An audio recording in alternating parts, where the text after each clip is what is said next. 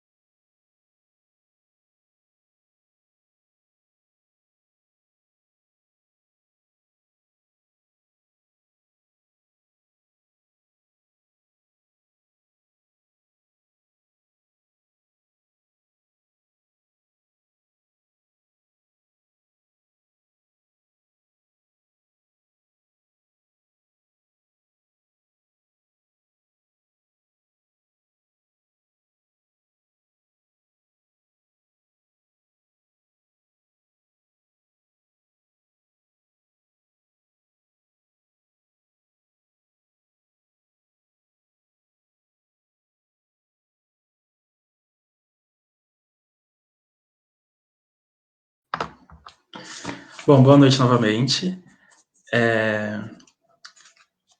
Hoje a gente vai fazer a nossa sexta palestra. E aí eu vou pedindo para quem já estiver chegando aqui para compartilhar essa palestra, mandar para os colegas do curso de biblioteconomia, da área de ciência da informação, para os bibliotecários. Eu já vi que algumas pessoas estão comentando. Eu vou colocar aqui na tela os nossos convidados de hoje. Nós temos dois convidados que vão ministrar essa palestra para a gente. Deixa eu por aqui.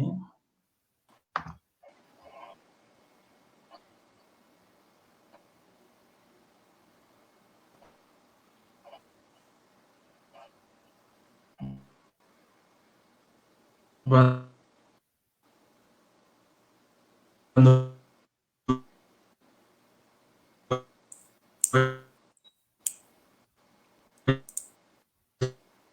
noite, Fernanda.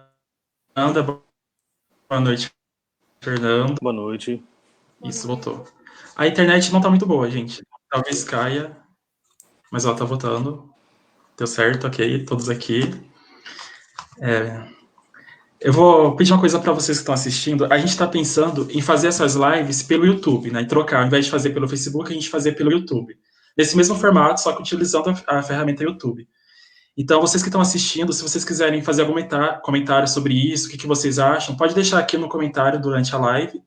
E no final, quando a gente disponibilizar o formulário, também vai ter uma pergunta lá para a gente saber o que vocês acham dessa ideia de a gente levar essa live aqui do Facebook para o YouTube. Daí eu vou pedir para vocês responderem lá também para a gente saber se vale a pena e se vai dar certo, tá bom? Bom, eu estou aqui com a doutoranda Fernanda Alves e o professor Fernando Luiz. É a Fernanda da Unesp e o professor Fernando agora ele está atuando na Universidade Federal do Rio Grande do Norte.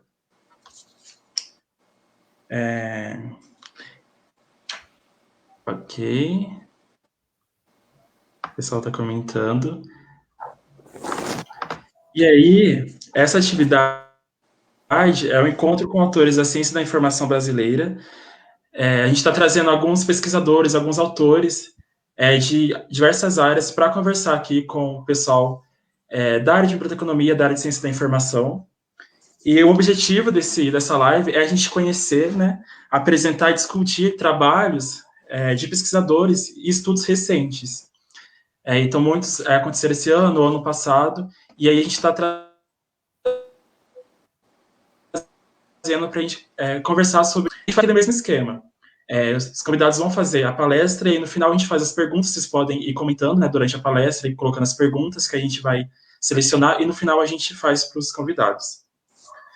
Então essa palestra, ela se chama, deixa eu pôr aqui na tela, Avaliação de repositório de dados de pesquisa segundo critérios da encontrabilidade da informação. Por aqui, para ficar melhor. E aí outra coisa é que a gente vai disponibilizar o formulário, mas para o final da palestra, enfim, no momento, e a gente a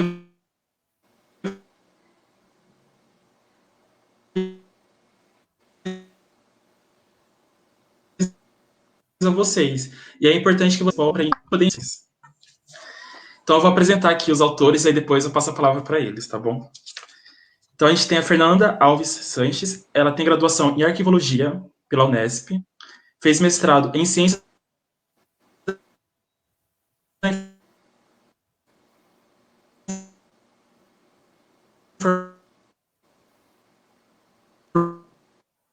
Informação,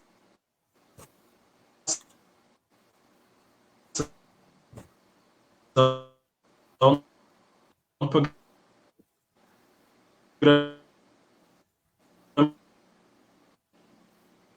de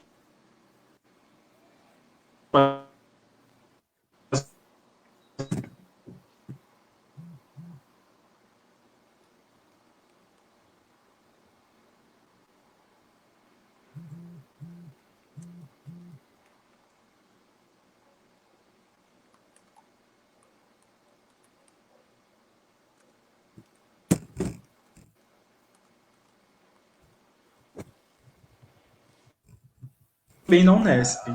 Né? E no seu doutorado, ele fez o período sanduíche na Universidade do Porto. Gente, talvez a internet caia um pouco, tá bom? Mas vocês estão ouvindo? Se vocês puderem comentar aqui no Facebook se vocês estão ouvindo, se o áudio tá ok. Tá travando bastante, Everson. Tá, né? Tá, Agora eu vou sim, passar não logo sei para se quando vocês, a gente então, para a gente começar a tirar uma falar, tela. talvez...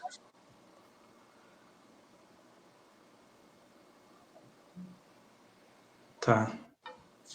Vocês estavam ouvindo ou não? Vocês aqui, os convidados. Tá, então, eu acho que só o pessoal, então. Então eu vou deixar os palestrantes começarem, e aí eu vou sair, porque essa plataforma tem muita gente usando, né? Então talvez fique bem sobrecarregado.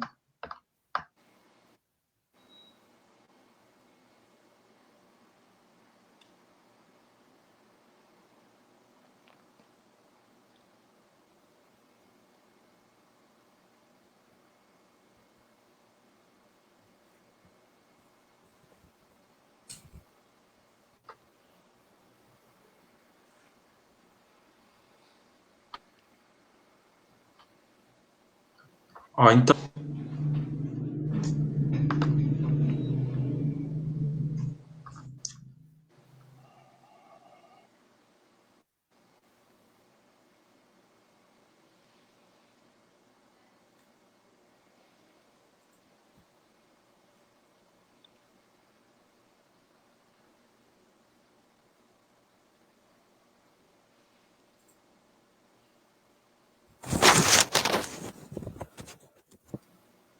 Bom, eu acho que a gente pode começar, né, Fernando?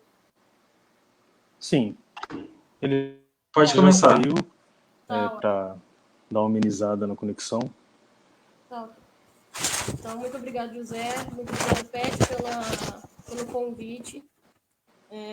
Muito legal a gente estar fazendo esses encontros, mesmo que por live, mesmo que travando com problema de conexão, mas é importante a gente não parar nesse momento.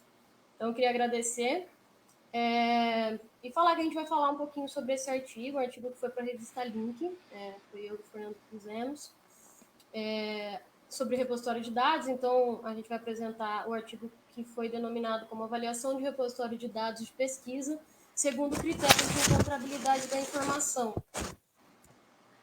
Uma introduçãozinha básica de onde veio a ideia, a motivação e o resultado disso. A ideia começou com participação em eventos, especificamente no EDSIC. A primeira vez que a gente começou a trabalhar com a contribuição em repositório de dados foi no EDSIC de 2017. Fizemos uma avaliação de um repositório específico, né, do PPBio, e contribuímos ali com uma avaliação sobre a arquitetura da informação e encontrabilidade. No EDSIC de 2019, a gente tentou ampliar, né, um pouquinho, e colocamos ali uma classificação dos atributos de encontrabilidade com os sistemas de arquitetura da informação, ainda utilizando o repositório de dados, né? Aconteceu com o EDSIC de 2019, eu não sei se os avaliadores não entenderam muito bem a nossa proposta, e aí ele acabou ficando como pôster, e a gente pensou, então, peraí, vamos mandar para uma revista. E na mesma época a gente estava com uma chamada, né? A revista estava com uma chamada sobre dados de pesquisa. E então a gente resolveu mandar para lá. E para a revista a gente pensou em ampliar um pouquinho, pensar no contexto da arquitetura e da encontrabilidade diante da ciência aberta, né? A importância de disseminação e consolidação desse conceito. E aí a gente ampliou um pouquinho mais do que foi mandado para o evento, colocando ali um quadro, né, com algumas tecnologias, normas, que a gente vai falar um pouquinho mais para frente. Então, no resultado desse artigo, a gente teve ali dois pontos bem importantes, que foi a classificação dos atributos de encontrabilidade a partir dos sistemas da arquitetura e depois a aplicação dos atributos com o quadro de exemplificação. Então, o objetivo desse artigo, ele foi apresentar as vantagens, né, de utilizar esses critérios e o conceito de encontrabilidade e da arquitetura no processo de projeto, implementação e avaliação de um repositório de dados. Foi uma pesquisa bibliográfica, né, exploratória, com abordagem qualitativa. Fizemos um levantamento em fevereiro de 2019, em base de dados nacionais e internacionais, tentando ressaltar uma bibliografia mais atual, né, dos últimos 10 anos, e a pesquisa foi feita em 3 idiomas, né, tudo que a gente pesquisou em relação a todo o referencial teórico foi feito em 3 idiomas. Falando um pouquinho da ciência aberta, o foco, acho legal da live a gente trabalhar um pouquinho com nomenclaturas um pouquinho mais fáceis, mais comuns, né? Então, eu vou tentar falar como se não tivessem só pessoas da ciência da informação aqui para vocês também compreenderem. O foco da ciência aberta é partilhar isso de modo aberto, de modo gratuito, fazer com que os dados das nossas pesquisas, de tudo que a gente produz, possa ser reutilizável, possa ser modificável, possa ser redistribuível. Então, é trabalhar com colaboração, com compartilhamento de ideias, tá? Então, a gente tem uma necessidade aí de consolidar esse termo da ciência aberta e a trabalhar a cultura de partilha de dados, que, por incrível que pareça, ainda não é uma coisa tão consolidada assim. A ciência aberta ela é composta por 4 pontos principais. Primeiro, a transparência na metodologia. Segundo, é o acesso aos dados de pesquisa. O acesso às publicações científicas e às ferramentas baseadas na web. Então, esse compartilhamento de dados ele vai basear no acesso livre, internet, né, incluindo as permissões para downloads desses dados para que seja possível copiar, analisar, reprocessar e utilizar em softwares. Para que isso aconteça, a gente precisa de um ambiente, a gente precisa de um site, certo? Então, para compartilhamento de dados, do jeito que seja seguro, que tenha organização, que o armazenamento aconteça, o compartilhamento e a preservação aconteça, sugere-se os repositórios digitais, mais especificamente os repositórios de dados de pesquisa. O que são os repositórios de dados de pesquisa? É um ambiente onde a gente vai colocar todo a nosso, por exemplo, né? Vou explicar de uma forma mais simples. Eu vou abrir um ambiente informacional digital onde eu vou encontrar tudo que é feito dentro de uma instituição. Tudo, TCC, dissertação, tese, artigos que foram feitos por autores daquela instituição. No repositório de dados, a gente vai armazenar, organizar, né, descrever e disseminar os dados da pesquisa. Não só aquele produto final. O que seria o produto final? Esse artigo que a gente está trabalhando hoje, esse artigo que vocês têm o link através da revista, né, que é o PDF comum. No repositório de dados, a gente vai trabalhar com acesso aberto, software livre, e com tipologias e formatos de dados diferentes. Então, a gente coloca todo o nosso processo de pesquisa lá. A gente vai colocar não só o PDF, como também um CSV, um MP3, um MP4, depende da sua pesquisa. Tá? Além desse processamento, gerenciamento e o acesso dos dados, eles também... A diferença ali do repositório de dados de pesquisa é que ele vai trabalhar com curadoria, né? Que seria a preocupação com o ciclo de vida dos dados. A gente está trabalhando com uma outra tipologia, a gente tem que pensar no ciclo de vida desses dados dentro do repositório. Quais seriam as vantagens? Sayão e Salles deixam claro num quadro dentro de um guia sobre dados de pesquisa muito interessante, onde as vantagens são qualidade desses dados, preservação digital, segurança, que tem um ambiente ali que está seguro, o backup, né? Então a gente tem backup das nossas pesquisas, descoberta, porque a visibilidade dos dados de pesquisa aumenta muito, formatos conhecidos, né? A gente vai colocar alguma coisa ali que as pessoas possam utilizar de um modo mais simples, né? Direitos autorais, citação, reuso e gestão dos dados. Dentre as vantagens dos outros processos é a validação de todo o seu trabalho. Então, a validação de todo o seu processo de pesquisa. E não só aqueles artigos, aquele produto final. Nessa fala aqui, hoje, na apresentação, a gente vai trabalhar algumas iniciativas do Brasil, que aconteceram aqui no Brasil. As iniciativas internacionais estão no artigo. A gente achou importante ressaltar o que está acontecendo agora e também colocamos lá, tá? Então, o IBICT começou lá em outubro de 2016 com esse manifesto do acesso aberto a dados de pesquisa brasileira para a ciência cidadã. Tá? Ele tem o objetivo de demonstrar o seu valor estratégico e informacional e estimular ou apoiar movimentos e iniciativas para a ciência aberta no Brasil. Então, em outubro de 2016, o IBICT já começa um manifesto. A FAPESP, em outubro de 2017, um ano depois, começa a falar sobre um plano de gestão de dados de pesquisa que ela queria que fosse implementado, né, com as pesquisas que eram financiadas por ela. E agora, em dezembro de 2019, eles criaram a rede de repositórios de dados científicos. Eu trouxe aqui a fala do presidente, onde eles colocam que a rede de repositórios de dados científicos do Estado de São Paulo vai dar conhecimento e acesso público não só aos pesquisadores, mas também para o contribuinte paulista, que paga para que pesquisas sejam realizadas no estado de São Paulo. O que é legal falar? Quando a gente fez esse artigo, não existia nenhum repositório desse tipo no Brasil. Tá? A FAPESP que implementou. E aí, qual que são as vantagens disso, né? Por quê? O porquê disso acontecer? A transparência dos dados, a transparência do que a FAPESP financia. Ela é a maior financiadora de pesquisa, né, do estado de São Paulo, e a gente está falando de dinheiro público, a gente está falando de retornar as pesquisas, os resultados de pesquisa para a sociedade. Com esse tipo de repositório, a gente vai conseguir ter acesso não só ao produto final, como eu disse lá anteriormente, mas aos dados de pesquisa.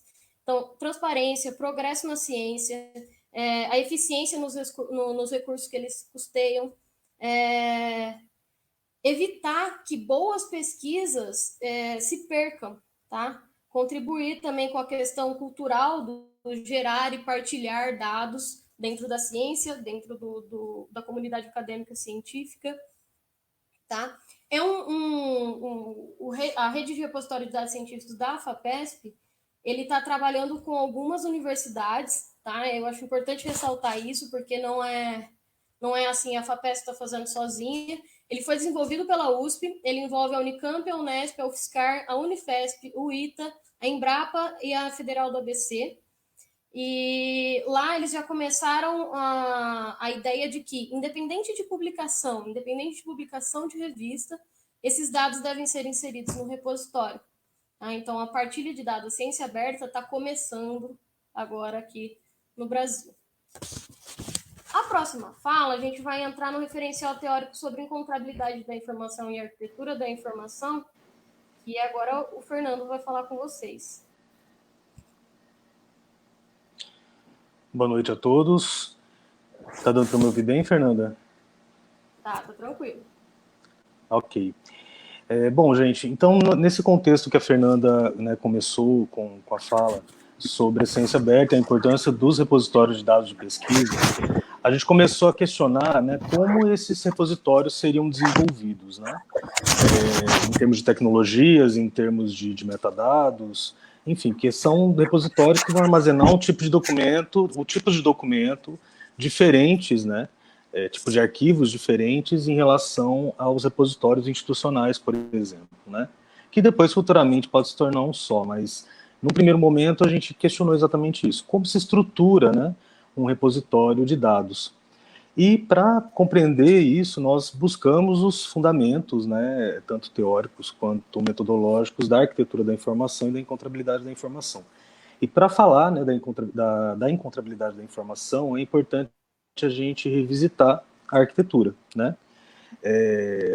Não vou contar aqui a história toda da arquitetura da informação, tem bastante material sobre isso, né, tem um histórico, desde o Urman, enfim, mas o que nos interessa é principalmente quando a arquitetura da informação começa a ser trabalhada no contexto da web, né?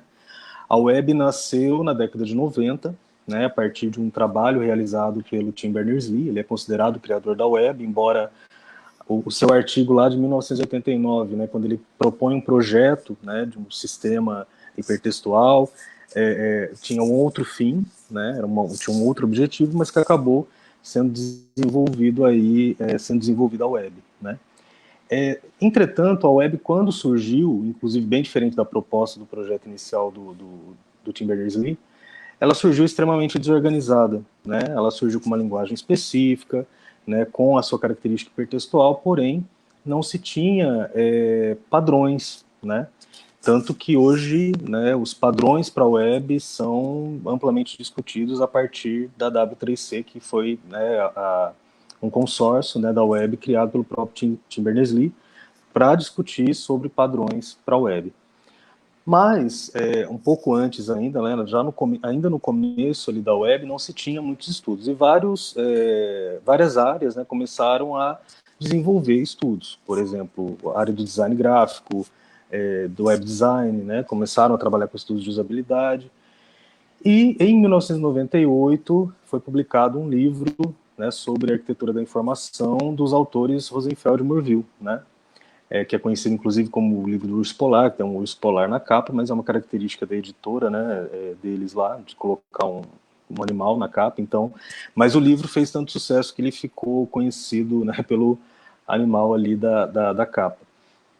E nesse livro eles começam a trazer não padrões, mas orientações metodológicas, né, de projetos de ambientes, que, enfim, de qualquer tipo de ambiente, né, e no caso da web, websites, né.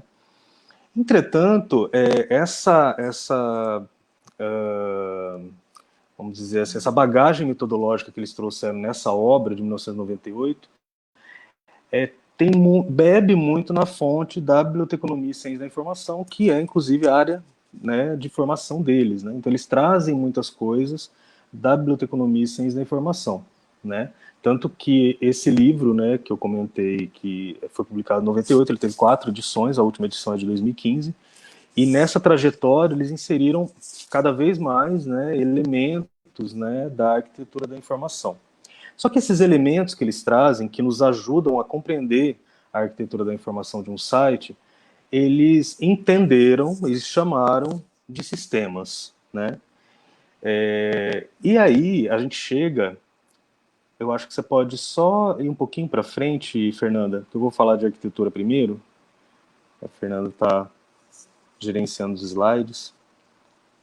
Tá, pode passar para frente. Mais um. Aí. Eles definiram 4 sistemas que seriam sistemas de elementos, conjuntos de elementos relacionados à arquitetura da informação. Inicialmente, eles definiram 4 sistemas, que é a organização, pensando na organização da informação, rotulagem, que seriam os termos que são utilizados, né, nos sites, que vão derivar, por exemplo, links, né, ou não, que também podem ser títulos de um conjunto de texto, né, não necessariamente que seja um link, mas são rótulos, né, são termos. Nós temos, nesse primeiro momento, sistema de navegação, preocupado com a navegação e o posicionamento dos elementos no site, e a busca, preocupado com o mecanismo de busca, caso o site tenha, né, caso o site tenha esse recurso. E aí, mais à frente, eu não me lembro exatamente qual a edição do material, desse livro, né, eu acho que terceira edição, que foi de 2006, eles trouxeram um elemento extremamente importante, que eles nem chamaram de sistema de nada, eles deram um nome genérico, que é metadados, vocabulários controlados e tesauros, né, que é a base, né, inclusive, do que nós trabalhamos no contexto da organização e representação da informação na biblioteconomia e ciência da informação, né, e que eles não tinham trazido antes. E aí, enfim, com os estudos, né, no Brasil, inclusive, que foram sendo desenvolvidos, pensou-se que tanto a rotulagem quanto esses metadados, vocabulários e tesauros, eles estão vinculados à representação. É a representação de uma informação. Então, né, seguimos alguns autores e nós nós organizamos no nosso artigo, né, esses elementos em 4 sistemas. Sistema de organização, de representação, que incluiria rotulagem, metadados, vocabulários controlados e tesauros, navegação e busca, né? Porque, na realidade, quando a gente pega essa ideia, né, vocês estão vendo aí, sistema de organização e representação. Nós organizamos e representamos a informação para que o usuário possa encontrar a informação via navegação ou busca, né? Então, agora a gente já está entrando nos caminhos da encontrabilidade, a gente percebe, né, que a encontrabilidade, quando o sujeito consegue encontrar a informação quando ele navega no ambiente, seja num website, mas também ele pode navegar num ambiente analógico, um ambiente físico, como uma biblioteca, e a gente faz essa analogia, né, da navegação, essa ideia de navegação na biblioteca, quando você caminha, né, entre os livros, e você não tem uma consciência clara do que você quer descobrir coisas, né, então você vai caminhando e vai descobrindo, né, você não tem uma necessidade específica para um material, né, você quer descobrir outros materiais, então você vai ali andando conhecendo os livros da biblioteca. Mas você também pode utilizar um recurso de busca, que pode ser ou o recurso de busca do site, ou o Google, no caso de um ambiente digital, ou o catálogo da biblioteca, né, para localizar materiais específicos na biblioteca.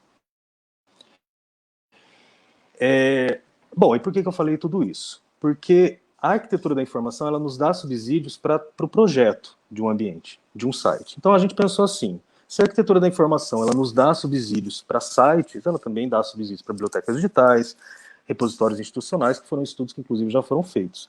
Mas em repositório de dados, né? Será que a gente consegue, por meio desses sistemas, estruturar um repositório de dados? E esse foi o desafio desse trabalho, né? Compreender como a gente poderia associar a arquitetura da informação a esses ambientes. E aí, como a gente entende que a encontrabilidade da informação acontece via navegação ou busca, na verdade nós entendemos porque também nós seguimos um autor, que é um dos autores desse primeiro livro sobre arquitetura que eu comentei anteriormente, que é o Peter Morville, que escreveu um livro em 2005, já alguns anos depois, aí, com 15 anos de web já, falando sobre findability, né? E quando ele fala sobre findability, é interessante porque ele não entra tanto na arquitetura da informação para falar de findability. Ele fala findability que é é a capacidade de um ser humano encontrar informações que estão dispersas em diferentes ambientes, analógicos, digitais. Então, ele coloca muito a característica no humano, né, na pessoa. Quer dizer, eu preciso encontrar uma informação, e eu vou consultar diversas fontes para encontrar informação. Inclusive, nesse momento, ele vai discutir questões relacionadas ao usuário que são muito pertinentes e que aproximam a encontrabilidade do usuário, quando ele fala, por exemplo, sobre comportamento e competência informacional, né? Porque são características do sujeito, são características da pessoa, do usuário que está buscando uma informação, né? E não que a arquitetura da informação não pensasse, não, tanto no usuário, né? De forma alguma, até porque quando você tem essa base teórica da arquitetura da informação desses autores, eles trabalham com a interseção, eles dizem que a arquitetura da informação é uma interseção entre 3 elementos, que é contexto, conteúdo e usuários. Então, eles se preocupam com o usuário. Mas eu acho que eles não trazem de uma forma aprofundada como estudar esse usuário. E é isso que a gente tem feito em toda a trajetória de pesquisa. Eu, a Fernanda, a professora Silvana Vidotti, que foi nossa orientadora, né? E que vem trabalhando com essas questões de experiência do usuário e inclusive se aprofundando nessas questões. E aí a gente chega na encontrabilidade. Como um conceito que está muito mais focado, ele tem uma preocupação maior com o usuário, mas é óbvio que você precisa projetar sistemas e arquiteturas da informação que possibilitem que o usuário encontre a informação. Então, segundo Peter Morville, esse autor, né, que eu comentei agora, para ele, a encontrabilidade da informação é o objetivo de uma arquitetura da informação. A gente pensa na arquitetura da informação como um projeto de um ambiente, então o objetivo desse projeto é que as pessoas encontrem a informação. E aí, né, agora eu acho que você pode voltar um pouquinho, eu fiz toda uma alteração na ordem, né, Fernanda? Aí, tá ótimo, os atributos. Eu nem preciso do conceito. Aí, os atributos. Na minha tese de doutorado, nós investigamos, né, algumas características que poderiam ser características da encontrabilidade da informação. E nós chegamos nessas características aí, tá? Que eu não vou explicar agora, vou explicar no próximo, na figura, né, em que nós fazemos a classificação dos atributos nos sistemas da arquitetura da informação. Agora você pode ir para a figura aqui, que apresenta a classificação. Esse é o primeiro resultado do artigo, tá? É o resultado que demonstra ali, deixa eu abrir o meu aqui, que demonstra, na verdade, um resultado mais teórico, né? Teórico, prático, porque ele também nos ajuda a entender na prática como a gente, né, conseguiria relacionar com algum ambiente, e aí, no caso, depois a gente pega esse modelo e aplica nos repositórios de dados, que é a segunda parte dos resultados, né? Mas o que nós entendemos, então? Nós entendemos que os atributos de encontrabilidade da informação podem estar associados aos sistemas da arquitetura da informação. Então, fizemos esse esboço, né, para classificar os atributos nos sistemas. Então, vou falar rapidamente sobre cada sistema aqui. No caso do sistema de organização, ele está preocupado com o quê? Com a organização da informação visualmente, né, no ambiente, né? Como as informações estão organizadas. E essa organização, ela pode provir de 2 formas. Ela pode provir tanto numa perspectiva top-down, que é, por exemplo, um site institucional, um site de uma universidade, né? Quem constrói aquela taxonomia, ou seja, vamos falar grosso modo, o menu do site, que aqui nós vamos denominar como taxonomia navegacional, porque a gente está trabalhando aqui numa perspectiva científica, né? Mas vamos pensar, menu do site, quem que coloca aqueles termos, quem escolhe aqueles termos? É a instituição, não são as pessoas que vão usar aquele site. É a instituição, por exemplo, o NESP, que define aqueles termos que serão colocados lá. Não se sabe quem, porque no projeto de arquitetura da informação, esses termos podem ser definidos talvez até pelo próprio programador. Talvez não haja uma consulta à comunidade universitária, ou talvez haja uma consulta, a gente não sabe. E o processo de criação dessa taxonomia é sempre muito complexo e deve envolver várias pessoas. Mas nem sempre envolve, né? Quando a gente não tem um projeto claro de arquitetura ali, quando tudo depende só do desenvolvedor do site, muito provavelmente ele que acabe escolhendo os termos que vai usar. Só que também nós podemos organizar a informação de um site, né, numa perspectiva bottom-up, quando é o próprio sujeito, quando é o próprio usuário que produz conteúdo e descreve aquele conteúdo, que é a fluxonomia, que seria o contrário, né, da ideia de taxonomia. É claro que, assim, não é qualquer ambiente que a gente vai conseguir ter isso, né? Por exemplo, como eu dei um exemplo de um site de uma universidade, né? Um site institucional que segue aquele padrão rígido, né? Com informações sobre a instituição, talvez não seja apropriado para que pessoas coloquem conteúdos lá, né? Agora, já um ambiente como YouTube, né? Instagram, né? Que são ambientes, são redes sociais, enfim, você tem uma produção, os ambientes são construídos a partir de uma produção de conteúdo que vem dos próprios sujeitos ou próprios usuários. Então, existe a perspectiva bottom-up, né?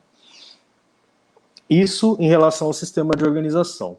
Em relação ao sistema de representação, a gente considera que aquilo que Morville e Rosenfeld, né, aqueles autores, falavam sobre metadados, vocabulários controlados, exatamente para descrição dos recursos, tanto na sua forma padronizada, que seriam os metadados, quanto na sua descrição de assuntos, onde nós vamos ter que trabalhar com questões terminológicas, né, e aí a gente vem e traz a ideia dos vocabulários controlados, dos tesauros, né, que é um tipo de vocabulário, e as ontologias. Elas entram aí no sistema de representação da arquitetura da informação. E aí nós entendemos que tanto os sistemas de organização quanto de representação, se vocês olharem um pouquinho mais embaixo, nós temos o atributo de mediação dos sujeitos informacionais. Alguns vão dizer assim, nossa, mediação é um conceito tão complexo na área, né? Pois é, mas para chegar a ser um atributo de encontrabilidade, houve todo um estudo, né, teórico sobre a ideia de mediação, e nós, embora haja muita discussão sobre o papel mediador do profissional da informação, e obviamente ele é um mediador, mas no contexto tecnológico não é só ele o mediador, e também não é só no contexto tecnológico não, mas vamos ficar no contexto tecnológico, né? Ele é um mediador, mas o próprio sujeito, quando ele produz conteúdo para uma rede social, ele também está mediando informação, né? Então a gente começa a perceber também no próprio usuário de uma rede social, por exemplo, eu falo isso porque é uma coisa que está inerente, né, à sociedade, ele está mediando, obviamente, informação, né? Se a gente pensar ainda no contexto das fake news, que a gente também vivencia hoje, né, olha a responsabilidade, né, de um indivíduo enquanto mediador da informação, no caso da informação incorreta, né, ou informação foi alterada, enfim, que foi manipulada, né? E também nós trazemos a ideia de intencionalidade. A intencionalidade é um conceito complexo, envolve a teoria da intencionalidade, a teoria da intencionalidade, né, que deu origem a esse atributo, mas a ideia de intencionalidade também não é tão complexa assim, embora a teoria seja e o conceito seja, a prática não é, né? Porque na prática a intencionalidade é exatamente o que o sujeito carrega com ele quando ele vai buscar uma informação, quando ele produz informação no sistema de informação, né? Eu estou dando muito foco na questão de produção de informação em ambientes sociais, mas tem um motivo, né? Que isso tá muito em voga hoje, né? Mas a gente não pode esquecer que existem sites institucionais estáticos e que também produzem informação, né?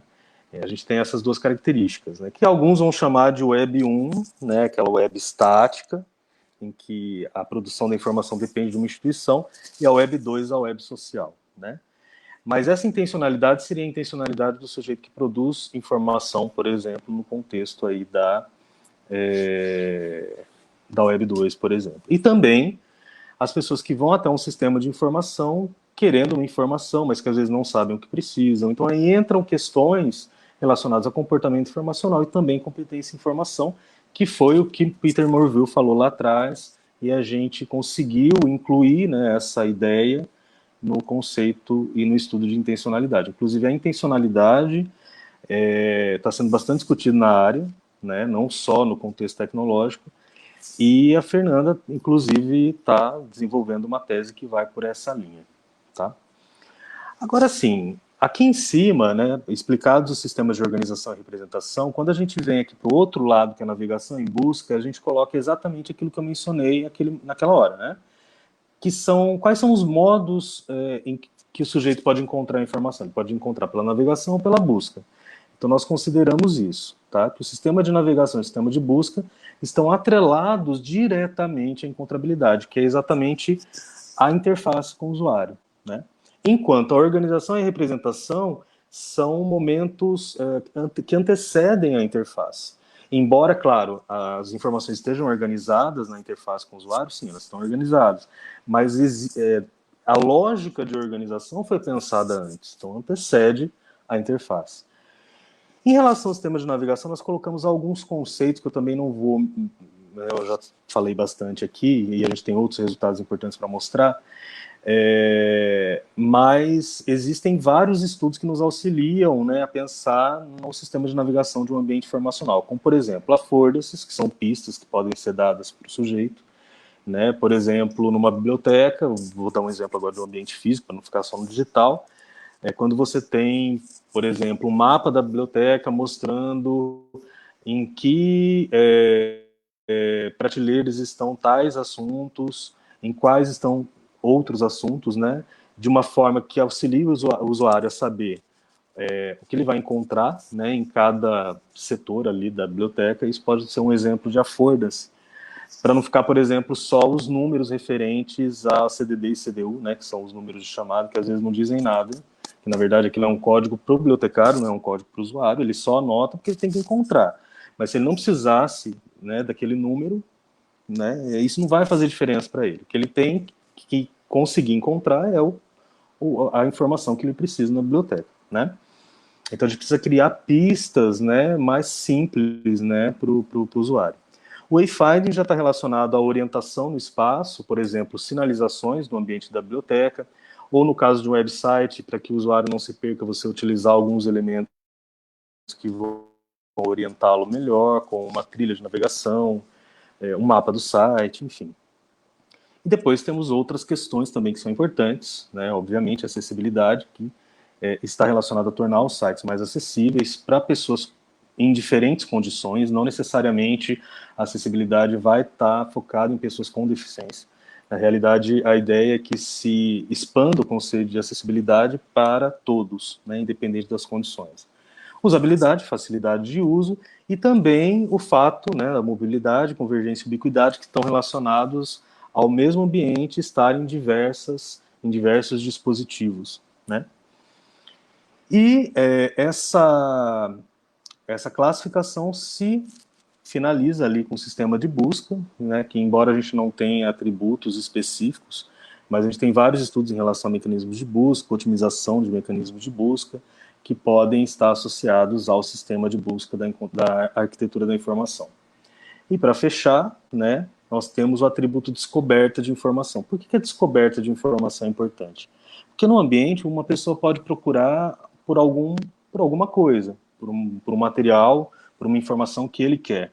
Mas ele também pode descobrir outras que estão relacionadas àquilo, né? Um exemplo de uma descoberta de informação são os nossos sistemas de recomendação hoje, que recomendam conteúdos, né? Como a gente aplicaria isso, por exemplo, num repositório de dados, né? É possível aplicar isso no repositório de dados? Então foram questionamentos que a gente levantou, né? E que eu acho que cada um desses pontos podem dar origem a vários estudos, né? E aí nós trazemos, aí eu acho que é o ponto talvez mais polêmico, né, que seria pensar no profissional de informática como mediador, porque como eu disse a vocês, o sistema de navegação e de busca estão associados à interface, né? Quem desenvolve a interface? É o profissional da informação? Se a gente pensar em termos de ambientes digitais. Pode ser, mas talvez não, ou na maioria dos casos não, né?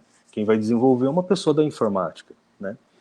E se só a pessoa da informática realmente tiver, né, se o bibliotecário de repente não participar, por exemplo, do desenvolvimento daquele site, né, toda a responsabilidade sobre como a informação vai ser disponibilizada acaba sendo do profissional de informática. que acaba se tornando mediador. Ele não quer se tornar um mediador de nada, mas ele acaba se tornando ali, naquele momento. Quando a gente usa sistemas de informação, principalmente sistemas de bibliotecas, né, principalmente quando são comprados, muitas vezes os bibliotecários acabam usando aquele recurso, tendo que usar da forma que está, não participando do desenvolvimento daquele sistema. E aí fica difícil, né? Porque o desenvolvedor de sistema, ele não desenvolve o sistema para algo específico, né?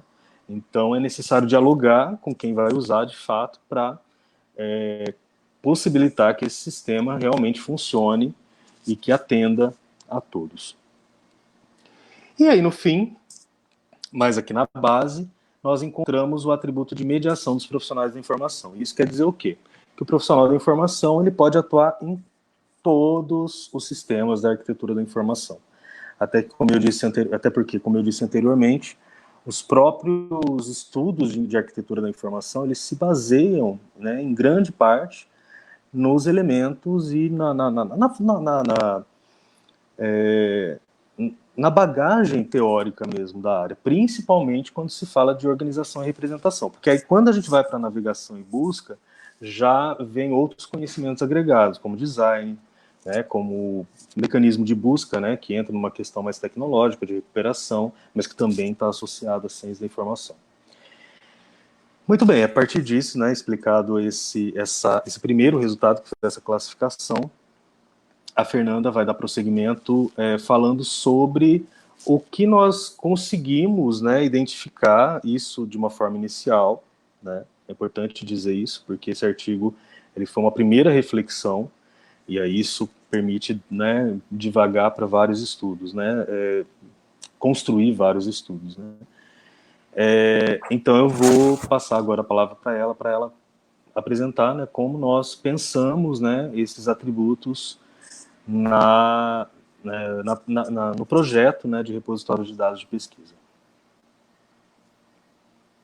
Ok, Fernanda? Certo.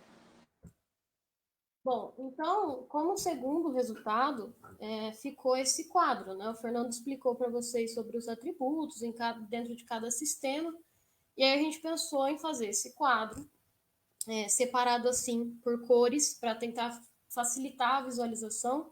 Então, cada cor é um sistema, né? E cada atributo que estava lá separado naquela imagem da classificação está aqui. Então, a gente tem os sistemas da arquitetura, os atributos de encontrabilidade dentro desses sistemas, o conceito, né, de cada atributo, o que esse conceito vai afetar dentro de um repositório de dados, como é que ele vai contribuir ali, né, potencializar, enfim.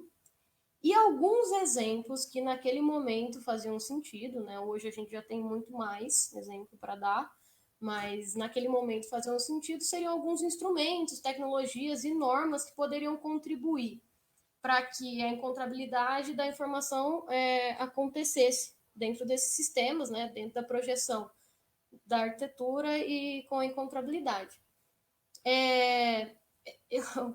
Eu vou falar aqui porque, né, enfim, me incomodou.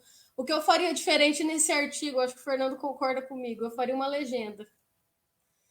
Eu com certeza faria uma legenda, porque assim, eu estou explicando para vocês agora, mas se você pegar o artigo e for ler, talvez você demore um pouquinho para compreender o que está acontecendo. Mas não foi por falta de vontade, é porque não cabia. Mas, enfim, então o sistema está lá, organizado. Então, o sistema de organização, essa tela é só um exemplo mesmo, porque se a gente fosse ficar falando de cada um deles, a gente ia demorar 2 horas, né?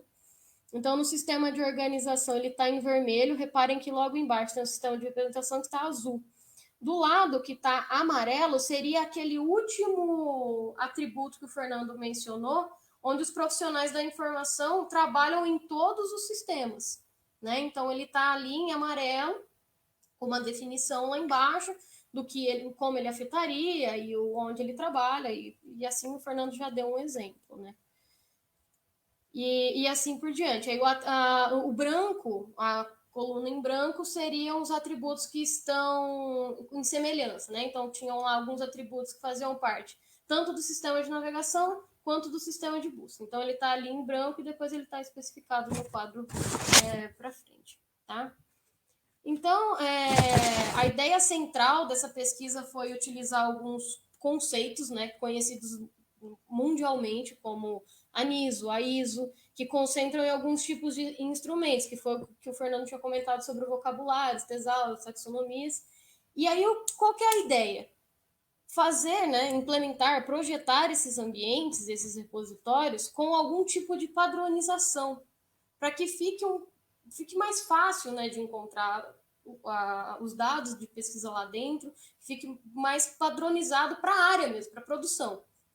Então, esse primeiro momento ali seria contribuir com a padronização referente à representação daqueles objetos, o que esses instrumentos poderiam ajudar, né? Que seria aquele primeiro do sistema de organização. Também a gente pode ter o uso de algumas tecnologias, como da web semântica, o Fernando também comentou alguma coisa, vai facilitar a recuperação, né? E a gente vai trabalhar ali com a compreensão de máquina e do sujeito informacional. E o quadro também foi de uma ideia de direcionamento a instituições de pesquisa. Como eu disse, no momento, naquele primeiro momento, não tinha nenhum repositório brasileiro, né, na ativa ali, acontecendo.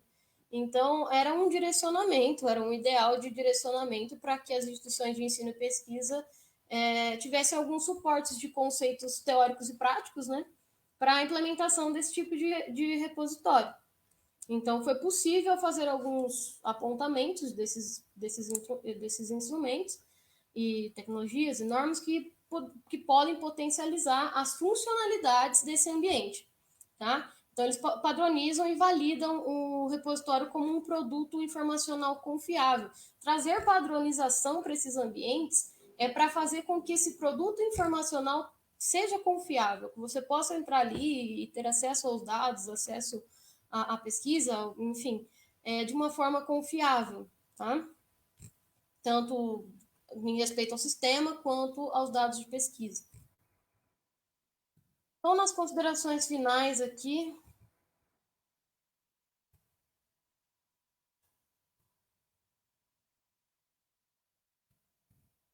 minha tela travou. Pronto. A gente deixa alguns pontos, né, nas considerações finais, como a ciência aberta e a ciência da informação, elas atuam em consonância com esse desafio relacionado à cultura de partilha de dados e a publicação ampliada sejam fortificadas, tanto em âmbito nacional quanto em âmbito internacional. A CI ela tem um papel fundamental, né, nos estudos relacionados às necessidades, competências, comportamentos, experiências dos sujeitos diante desse repositório, que é um ambiente novo. Né? A gente está acostumado com o repositório digital, mas quando os repositórios de dados estiverem efetivamente aí funcionando, a CI tem um papel importante diante desse tipo de ambiente que é novo. Trata-se de um conceito emergente, necessita de aprofundamento teórico e prático, principalmente no âmbito nacional. Como eu disse, tem algumas iniciativas, tem muitas iniciativas internacionais de 10 anos atrás, e o Brasil começou a funcionar há pouco tempo.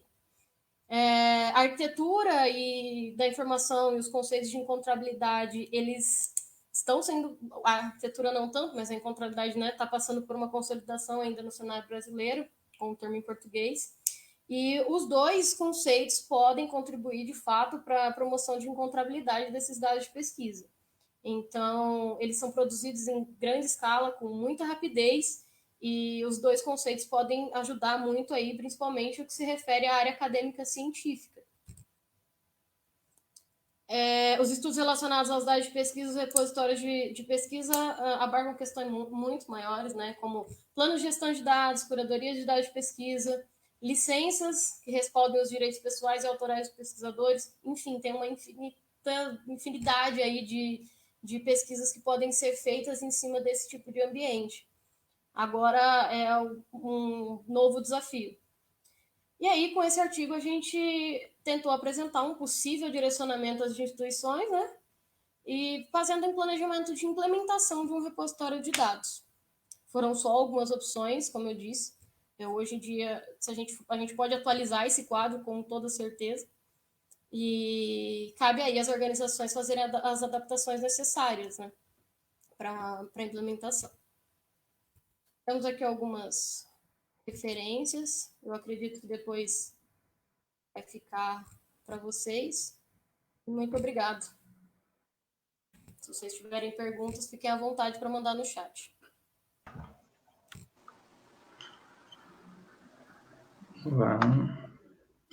Voltei. Gente, muito obrigado pela palestra, por esse momento. Quero agradecer muito a vocês por terem aceitado e por terem compartilhado um pouco, né, sobre o que vocês estão pesquisando. Eu já vou por algumas perguntas. Eu vou tentar colocar na tela para ficar melhor. Então, deixa eu pôr aqui, ó. Eu vou ler para vocês porque ficou um pouco grande. Ó, essa não, vou começar por essa. Como vocês veem a realidade da ciência aberta dentro e fora da universidade? É frequente o interesse da comunidade externa, jornalistas, professores, profissionais da saúde e outros profissionais no acesso a esses dados?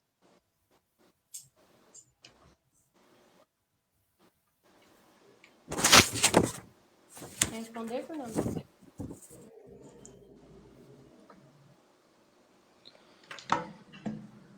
Deixa eu só ver aqui, porque eu não consegui entender muito bem quando você estava falando.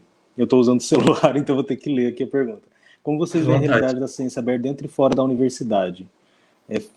Bom, então, eu acho que a primeira pergunta já é problemática no sentido de que eu penso que nem dentro da universidade, muitas vezes, principalmente em relação a algumas áreas específicas, né, talvez o compartilhamento, não aconteça nem o compartilhamento, né, por N questões, né, até porque a gente tem que pensar em várias questões relacionadas ao compartilhamento desses dados, né, se são dados sensíveis, se não são sensíveis, né, não é qualquer dado que você pode disponibilizar, mas essa é uma discussão que eu penso que fora do país já está sendo bastante, acho que já até ultrapassou, mas eu acho que aqui a gente ainda precisa discutir. Então eu penso que existe ainda uma dificuldade de pensar em compartilhar, e esse compartilhamento, de fato, ele só se torna real a partir de uma iniciativa como a da FAPESP, né? E a FAPESP vem e nos diz que a gente precisa disponibilizar esses dados, porque as pesquisas foram realizadas a partir de recursos públicos, né? Então eu penso assim, é só a partir de se for mandatório, de fato, aí eu acho que os pesquisadores realmente vão compartilhar. E se compartilha, eu penso que tanto dentro quanto fora da universidade pode ter acesso. Agora, fora, eu também não sei até que ponto isso está sendo disseminado, né, para a sociedade de uma forma geral. Eu acho que isso, inclusive, é um problema, né? Mas é um problema que também não é só em relação aos dados de pesquisa, mas a própria pesquisa científica que muitas vezes fica dentro ali do âmbito da universidade. Não sei se eu respondi, falei muita coisa, né? Mas... Quando vocês levam essa proposta para as universidades, como que elas recebem, assim, para criar esse repositório? Porque tem que ter investimento, tem que ter os profissionais, né, para poder elaborar. É algo, assim, muito difícil de acontecer? Bom, a gente pode contar como exemplo... E aí? Não, só para complementar, a gente já pode pensar no próprio repositório institucional, né? Por que tem algumas instituições que têm muito sucesso aí nos seus repositórios institucionais? Que conseguem, né, uma quantidade de documentos por meio de autoarquivamento, por meio de outras técnicas de coleta automática, enfim. Porque tem alguém e tem diálogo, eu acho que não é nem ter alguém, mas tem alguém e tem diálogo entre os profissionais da informação e as pessoas, os desenvolvedores, né, de sistemas, as pessoas que vão lidar com a tecnologia em si, né? Agora, tem instituições que só tem um bibliotecário trabalhando com o repositório, é ele mesmo, e para ele conseguir qualquer tipo de auxílio, né, técnico, muitas vezes é complexo. E aí a gente vê isso no próprio repositório daquela instituição. Você vê que a coisa não está andando porque tem essas questões de gestão, né, que não estão resolvidas de fato. Entendi. Ok. A gente tem uma pergunta. Só complementar. Pode falar. É que os repositórios vão ser implementados assim que tiverem obrigatoriedade, né? Então, se tiver uma obrigatoriedade da instituição, olha, vocês precisam começar a compartilhar, como começou lá com o institucional, vocês precisam compartilhar o que vocês fazem dentro da universidade. aí acontece. Então, acho que os repositórios de dados vão acabar indo por esse caminho. Acho que a FAPESP já deu o pontapé, e aí ela fez esse pontapé com várias universidades. Então, assim, utilizem isso aqui para colocar os dados de vocês. A gente está trabalhando em conjunto. Eu não estou pedindo para que cada instituição faça, mas eu estou pedindo para que vocês coloquem aqui. Então, acho que vai mais ou menos por aí. Ok. Vou pôr a pergunta da Silvana. Não sei se vai aparecer tudo, apareceu. É um pouquinho grande, eu já tiro da tela. Mas ela fala parabéns, né, pela apresentação. Ela fala, verifiquei na figura que o sistema de rotulagem da arquitetura da informação não foi considerado na pesquisa. E por isso gostaria de saber os motivos. Ainda, poderemos pensar que alguns rótulos podem agir como affordances? Acho que é isso, não sei. Affordances. Ok. Bom, quando eu estava fazendo a explicação da figura, eu percebi a mesma coisa. E assim, a Silvana foi nossa orientadora, então quando eu percebi, eu falei, a Silvana vai perceber isso aqui. E ela vai perguntar, mas realmente, na verdade não que nós esquecemos do sistema de rotulagem, mas a rotulagem ela está relacionada com as taxonomias, mas também não só, né? Então, eu acho que está faltando realmente a rotulagem na parte do sistema de representação, que é onde exatamente nós dissemos que ela entraria, né? Eu acho que então, é algo já que a gente precisa fazer para atualizar essa figura. Sim. Como eu disse, a gente pode atualizar agora, nesse momento, a gente pode atualizar tanto a classificação quanto o quadro, tranquilamente. Mas eu acho que naquele momento a gente considerou, dentro do sistema, a gente fechou em 4 sistemas e não colocou a rotulagem especificamente. Sim. É que assim, na verdade, a rotulagem ela está nas taxonomias navegacionais e ela está. Você pode usar instrumentos de controle terminológico para trabalhar com a rotulagem. Então, ela está implícita. Só que a rotulagem ela vai além realmente, né? Ela não é só para organizar, por exemplo, uma taxonomia. Ela também não é só para descrever um determinado conteúdo, né? Ela vai além, né? Até o próprio rótulo iconográfico, né? Quando você entra no rótulo icônico, né, uma imagem, por exemplo, ela não vai entrar ela entraria nas taxonomias navegacionais até, mas não entraria em questões terminológicas, de fato. Eu posso ter um menu de um site só com ícones, né? É o que a professora está falando, né? Depois ela termina a pergunta falando.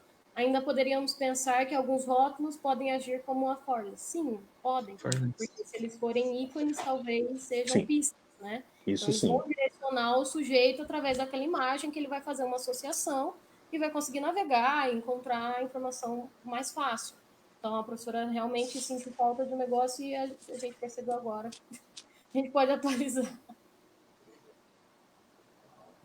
Voltou, ok. Isso aí. Ok. A gente tem mais uma pergunta, deixa eu pôr aqui. Da Ana Beatriz. Ela fala, minha pergunta é em relação à resistência dos pesquisadores em relação à disponibilidade desses dados. Como lidar com essa resistência?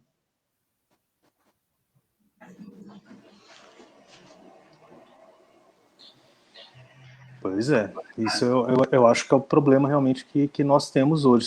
Se não tiver nada, se não tiver nenhuma iniciativa que venha de cima, eu acho que as pessoas realmente podem resistir muito, né, na disponibilização desses dados. Eu ia falar a mesma coisa. Se não tiver obrigatoriedade, eu acho que algumas áreas ainda vão relutar muito em compartilhar dados. Okay.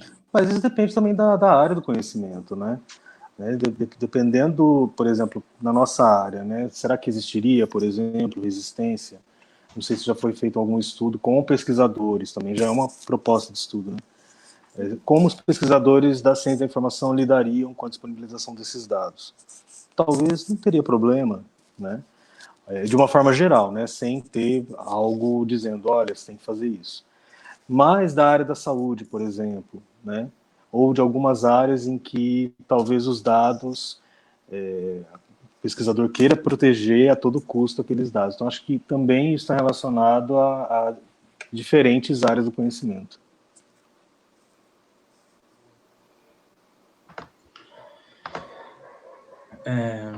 Tem uma pergunta.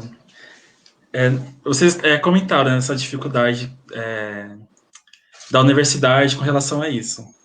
Tem uma pergunta que é com relação a esse acesso, né? Há algum serviço ou suporte online oferecido pelos bibliotecários para os usuários? Acho que dentro desse repositório. Em que sentido? Acho que de acesso à busca, a acessar, buscar e recuperar. Você diz, tipo, um manual? Dos dados? Tipo, algum manual de acesso, ou, porque geralmente tem os serviços de referência, né? Então, a gente vai, por exemplo, na biblioteca da UFSCar. Lá tem um departamento de serviços de referência. Então, lá eles auxiliam a gente alguma dúvida com relação ao site ou ao repositório da universidade. A gente consegue ter acesso a isso na própria plataforma, sabe? Algum vídeo, algum documento, tem essa estruturação? Tem. No primeiro estudo que a gente fez com o repositório do PPBio, eles ofereciam um manualzinho de como você depositar e como você acessar também.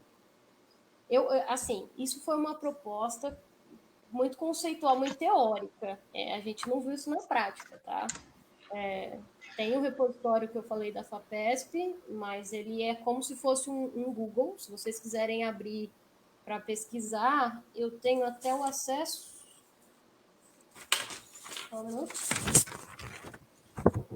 É metabuscador.usp, é isso? Metabuscador.usp digital, alguma coisa assim. metabuscador.uspdigital.usp.br. Ele tem a interface, né, a carinha ali inicial, como se fosse o buscador do Google. E aí depois você vai lá e faz uma busca por palavra-chave, autor, tema, enfim. Eu não me aprofundei nele, eu ainda não fiz uma pesquisa muito grande, então eu não sei se existe um manual dentro dele que diga que, olha, se você acessar o dado tal, você consegue utilizar ele assim. Eu não sei. Eu realmente não posso confirmar. O ideal seria que sim, porque a gente está trabalhando com o quê? Com tipologias diferentes, são formatos diferentes. Por mais que a ideia seja você depositar seus dados lá para que existam novas pesquisas, né, em cima disso, talvez seja interessante para um usuário, para um sujeito informacional que é leigo no assunto, mas tem curiosidade. Então, sim, talvez seja interessante. Mas realmente não tenho... Ok. Tem uma pergunta da Silvana também. Se vocês puderem apontar a diferença entre recuperação da informação e encontrabilidade da informação. Vai que é tua, Fernando. Sim. Bom, lá atrás, na minha fala, eu comentei que a encontrabilidade da informação, quando ela foi pensada pelo Peter Morville, na verdade ele pensou no conceito de findability, né? Ele pensou em findability, mas também esse material, quando ele lançou, embora ele apresente muitas discussões interessantes, ele não se aprofunda no que é de fato encontrabilidade, o que ele quer dizer com aquilo. Ele vai soltando várias ideias, né? Que aí ele fala de wayfinding, de orientação espacial, ele fala de competência em informação, ele fala de tudo ali, mas ele vai jogando as ideias, só que são ideias importantes, interessantes, né? E que, de certo modo, aquilo tudo está muito focado no sujeito, né? Que foi o que eu falei na minha no momento que eu estava apresentando, que a encontrabilidade ela tem uma relação muito forte com o sujeito, né? Por quê? Embora na ciência da informação não se tivesse até 2013 um conceito de encontrabilidade da informação, algumas pessoas falaram de encontrabilidade, mas encontrabilidade da informação, né, na sua perspectiva científica, a gente sempre falou em encontrar informação, mas a gente acho que nunca pensou em construir um conceito para isso, né, de fato. A gente fala em encontrar informação o tempo todo, precisa encontrar aquela informação. Talvez o que nós tínhamos como alguma coisa similar ali fosse a ideia de recuperar informação, né? Não sei se em algum momento as pessoas pensaram, bom, mas espera aí, eu quero encontrar informação, mas quando eu encontro, eu recupero, quando eu recupero, eu encontro. Então, a gente começou a perceber que esses dois conceitos se interrelacionam, isso durante o desenvolvimento das pesquisas do grupo de pesquisa na Unesp, né? A gente percebia que existia uma correlação entre esses conceitos, mas que eles não eram a mesma coisa. Que recuperar informação é uma coisa e que encontrar informação é outra coisa. Mas muitas vezes a gente tinha dúvida. Será que a encontrabilidade estaria dentro da recuperação? A recuperação estaria dentro da encontrabilidade? Né? E na minha tese, em 2013, como a minha proposta era defender um conceito na ciência da informação, que seria a encontrabilidade da informação, eu não entrei nessa discussão, né? Porque aí já seria outra tese, realmente. Mas isso ficou, né? A gente ficou debatendo sobre isso, a gente vem debatendo sobre isso desde 2013, e aí eu preciso realmente citar para falar sobre essa distinção, não tem como não citar a tese da professora Sandra Rua Martins, né? Que também foi orientanda da professora Silvana, que desenvolveu uma tese em que ela trabalhou com tem dois focos a tese dela, e o primeiro foco é exatamente esse, nos esclarecer as diferenças, ela se propôs a isso, a buscar, né, esclarecer as diferenças entre encontrabilidade e recuperação, né? E devo destacar que ela né, que essa professora pesquisadora do campo da recuperação da informação, no contexto da ciência da computação. Então, ela entende realmente da recuperação da informação. E aí, nos diálogos que ela tinha comigo e com o grupo, ela foi construindo a ideia, né, dessa distinção. Então, eu fiquei muito feliz com a tese dela, porque ela realmente nos demonstra, né, que a recuperação ela está focada nos sistemas. Então, quando você fala em sistema de recuperação da informação, tudo que se faz, tudo que se pensa em termos de sistema de recuperação da informação, na relevância que aquela recuperação vai ter para o usuário, óbvio que é pensado no usuário, mas a ideia de recuperar está vinculada ao sistema. Isso, né, dentro do escopo da tese dela. E a encontrabilidade estaria ligado ao comportamento do usuário, porque é o usuário quem vai buscar uma informação, é ele que sabe o que ele quer, né? E talvez o que ele quer não está naquele sistema, ou não está facilmente disponível naquele sistema, ou a relevância que o sistema está dando para o usuário não é exatamente a relevância que o usuário quer, né? Por isso nós conseguimos aproximar mais, né, entender melhor esse posicionamento da recuperação com a encontrabilidade, né? Acho que é isso. É uma discussão complexa. Inclusive, eu sugiro, né, que quem tiver interesse sobre isso, leia a tese da Sandra, que ela tem uma parte bem interessante dedicada a isso, né? E eu acho que ela... Assim, pelo menos eu não vi nada depois da tese dela que confronte as ideias que ela coloca ali. Então, enfim, eu por enquanto venho concordando, né, com isso, e é aquilo que a gente já, né, tentava buscar antes dessas distinções, e é isso, eu acho que é um caminho profícuo aí para a ciência da informação, essa distinção, né?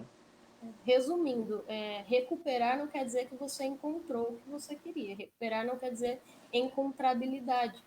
Encontrabilidade vai muito do sujeito, se ele encontrou, se foi satisfatório, se não foi. E aí, a partir da encontrabilidade, ele vai se apropriar de informação.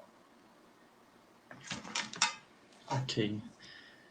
Eu só queria fazer um comentário antes dessa pergunta, que a professora falou sobre o repositório da FAPESP, que é uma coisa que eu esqueci de falar, que ele é um meta-indicador de dados de pesquisa, da Space, né, como a Vou maioria perguntar. isso.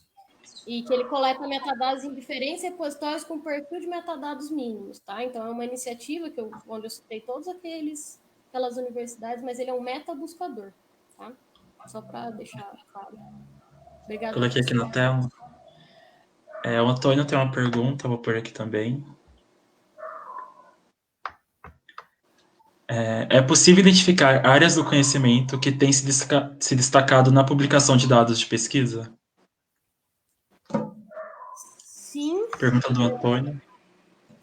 as áreas do conhecimento são ambiental, geográficas, essas têm bastante dado assim, publicado fora. Ok. Porque tem repositórios específicos de algumas áreas do conhecimento, né, bem consolidados já, né? Isso. O PPBio é um bom exemplo do ambiental, tem alguns dados sobre a Amazônia, por exemplo, enfim. É um bom repositório para dar uma olhada, se vocês quiserem conhecer. Ok. Bom, é isso. A gente acabou aqui com as perguntas. Tem o pessoal aqui comentando que está gostando. E aí eu quero agradecer a vocês por esse momento. Quero agradecer a todo mundo também que está assistindo.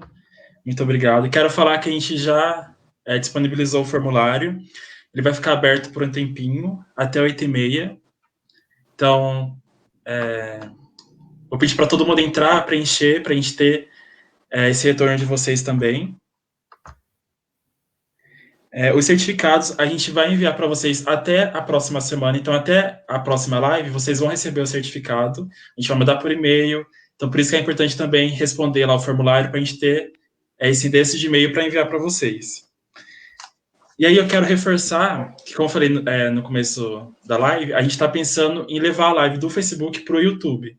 E aí a gente colocou essa pergunta no formulário de participação e feedback. Se vocês puderem também responder isso lá para ajudar a gente, que a gente quer ver qual que é o melhor espaço para a gente continuar fazendo essas lives.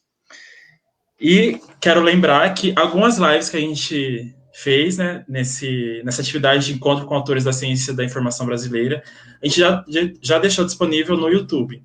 Então, se vocês entrarem no YouTube do PET BCI, já tem algumas lives disponíveis lá para assistir. Quem não conseguiu assistir, tem essa oportunidade. E também a gente postou o resumo dessas lives no blog do PET BCI. E aí também a gente tem nosso site, na PET BCI, vocês podem entrar, lá vocês vão ter acesso ao blog e essas informações para vocês acessarem. Bom, eu acho que é isso, né? O pessoal está agradecendo. Muito obrigado por terem assistido. Deixa eu só colocar aqui, ó. O Instagram do PET BCI. A gente vai continuar fazendo outras atividades. Convite, viu? Muito bom. Imagina. Deixa eu pôr aqui, ó, na tela. Então, acho que é isso. Gente, muito obrigado. Vou deixar o Instagram do PET para vocês entrarem lá. A gente vai ter algumas outras atividades também. Já aviso que amanhã a gente vai começar a segunda edição de uma atividade que a gente está fazendo, que é o Encante Sem Poesia. Então, a partir de amanhã, e aí durante 7 dias, a gente vai conhecer um poeta ou uma poeta brasileira. E a gente vai conhecer também um pouco do seu trabalho. Então, convido vocês para acompanhar a gente nessa atividade e nas outras que a gente vai desenvolver durante a semana. E por fim, já encerrando, só para reforçar que o formulário está nos comentários, vocês podem acessar, tá bom? Bom, acho que é isso, acho que não esqueci de nada. Quero agradecer, muito obrigado, gente, muito obrigado por vocês terem participado da live, muito obrigado a Fernanda e o Fernando também. Eu que agradeço. Vocês querem falar alguma coisa, alguma consideração final? Eu que agradeço também, muito bom. Eu queria agradecer a todo mundo que assistiu, obrigada aí, pessoal do grupo de pesquisa, professora, por estarem aí com a gente. E obrigado, Fernando, por mais uma juntos. E obrigado, Pet, pelo convite. Muito bom, gente. Obrigado. Também boa noite. Agradeço, Fernanda, né? Enfim, pela parceria de sempre. Nós também temos feito algumas lives, né?